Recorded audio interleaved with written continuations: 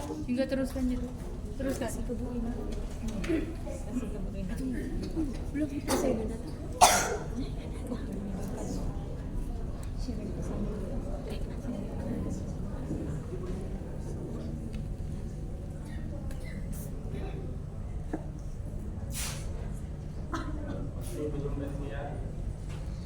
Pergi ke pantai menangkap ketam.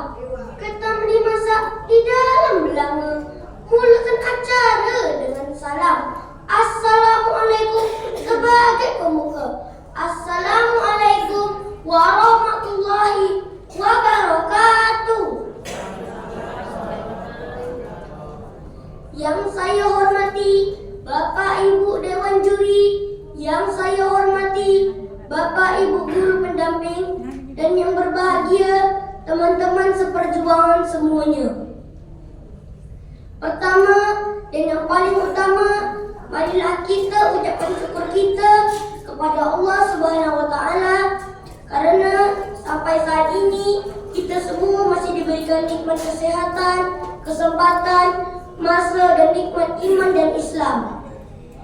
Selanjutnya, salawat beriring salam marilah kita hadiahkan ke Nabi kita Baginda Rasulullah SAW dengan melafazkan Allahumma sholli ala Sayyidina Muhammad wa ala ali Sayyidina Muhammad, yang mana beliaulah yang telah membawa kita umat manusia dari zaman jahiliyah menuju zaman yang terang benderang dan dapat kita rasakan bersama hingga saat ini. Pada kesempatan kali ini, izinkan saya membacakan pidato dengan tema sikap kesantunan berbahasa di lingkungan bermain. Tuan dan puan serta hadirin sekalian, bahasa adalah alat komunikasi yang penting dalam kehidupan kita. Bahasa menunjukkan bangsa, tak Melayu hidup di bumi, bumi bertuah, negeri berazam. Dengan bahasa, kita bisa saling berbagi cerita, berkomunikasi, dan menjalin persahabatan. Namun, lebih dari itu, cara kita berbahasa menunjukkan sikap kesantunan kita. Bahasa dengan santun adalah salah satu cerminan dari nilai-nilai budi pekerti yang luhur. Di lingkungan bermain, kesantunan berbahasa menjadi hal yang penting agar semua anak dapat merasa dihargai dan dihormati. Tuan dan puan serta hadirin sekalian, mengapa kita perlu bersikap santun dalam berbahasa saat bermain? Pertama, sikap santun berbahasa membantu menciptakan suasana yang menyenangkan dan harmonis. Ketika kita berbicara dengan teman, usahakan untuk berbicara dengan bahasa yang sopan dan baik. Orang-orang di sekitar kita akan merasa nyaman dan dihargai. Sebaliknya, bahasa yang kasar atau tidak sopan akan membuat mereka tersinggung atau bahkan marah. Kedua, kesantunan berbahasa menunjukkan rasa hormat kita kepada orang lain. Saat bermain bersama teman, setiap anak memiliki perasaan dan hak untuk dihargai. Menggunakan kata-kata yang sopan, kita menunjukkan bahwa kita menghormati teman-teman kita yang sebaya dan yang lebih tua daripada kita.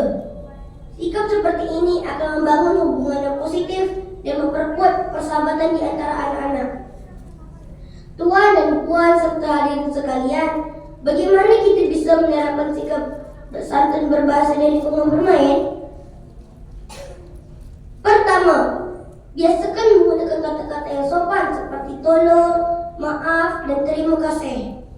Ketika kita meminta bantuan kepada teman untuk bermain, gunakanlah kata tolong. Jika kita melakukan kesalahan, jangan ragu untuk mengucapkan maaf. Dan jangan lupa untuk selalu mengucapkan terima kasih jika ada teman yang membantu kita.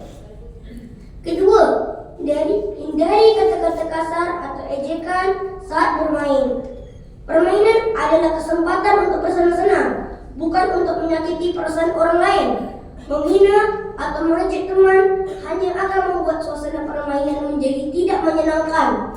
Mari kita biasakan memilih kata-kata yang baik agar semua anak merasa nyaman. Ketiga, dengarkan teman kita saat mereka berbicara. Kadang dalam bermain, kita tanpa mendengarkan teman kita terlebih dahulu. Padahal mendengarkan teman dengan baik adalah bagian dari sikap kesantunan.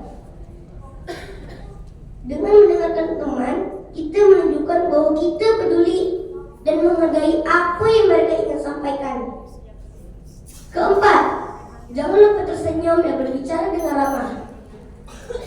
Sikap santai berbahasa tidak hanya terlihat dari kata-kata, tetapi juga dari ekspresi dan nada bicara kita. Saat berbicara dengan teman, usahakan selalu tersenyum dan berbicara dengan ramah. Ini akan membuat suasana permainan menjadi lebih hangat dan menyenangkan. Kelima, jaga nada suara kita agar tidak meninggi atau marah. Saat bermain, kadang-kadang perbedaan pendapat bisa muncul. Namun kita harus menyampaikan dengan nada yang tenang dan tidak terbawa emosi. Dengan menjaga nada bicara, kita dapat menyelesaikan masalah dengan baik dan tetap menjaga hubungan yang baik dengan teman. Tuan dan puan serta hadirin sekalian, kesantunan berbahasa adalah cermin dari kepribadian kita. Jika sejak kecil sudah terbiasa dengan berbahasa dengan santun, maka ketika dewasa nanti kita akan menjadi pribadi yang dihormati dan disukai banyak orang. Jadi, marilah kita jadikan lingkungan bermain sebagai tempat untuk melatih kesantunan agar kita bisa tumbuh menjadi generasi yang berakhlak mulia dan bermartabat.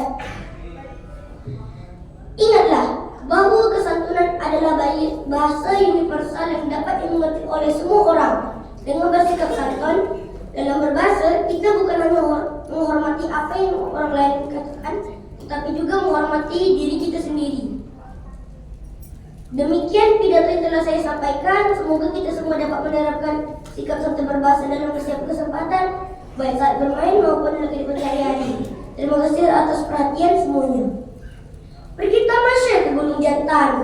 Ewa. Tidak lupa memancing ikan. Ewa. Demikianlah pidato yang telah saya sampaikan. Ewa. Silakan